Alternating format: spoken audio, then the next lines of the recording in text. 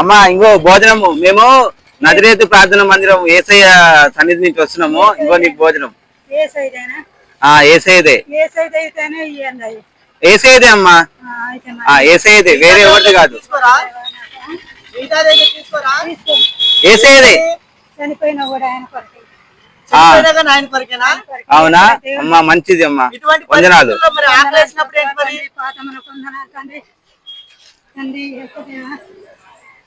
ఆయన దోరణంలో ఉంటా పొయ్యి రావటానికి అవకాశం ఉండాలి.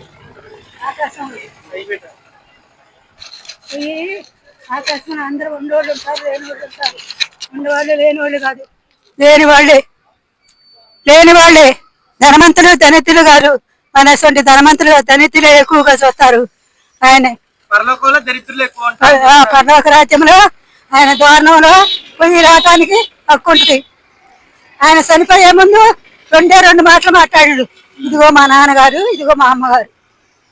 చనిపోయే ముందు మాట్లాడి అంత రాజ్యం అంత వదిలిపెట్టి, అంత తవిటి వదిలిపెట్టి, బంగారు సింహాసనాలు పెట్టి, పనికిరాని వాళ్ళ కోసం, జ్ఞానం లేని కోసం, మైండ్ లేని వాళ్ళ కోసం, మాట తప్పే వాళ్ళ కోసం ప్రాణం పెట్టిన దేవుడు.